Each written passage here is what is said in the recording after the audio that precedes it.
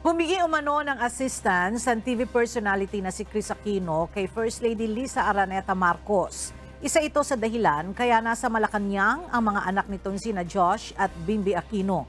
Ayon kay Pangulong Ferdinand Marcos Jr., hindi rin dapat ikagulat o ipagtaka pa ang pagkikita ng mga ito dahil related o malayong magkamag-anak ang kanyang asawa at sina Chris. The reason na pinuntahan nila si First Lady ay simple lamang. Nangailangan I think it was Chris Aquino who needed some assistance for something. But what the reports did not say is that Lisa is their aunt. Dahil ang kanyang auntie ay napangasawa si Don Pepe na the eldest brother of Cory.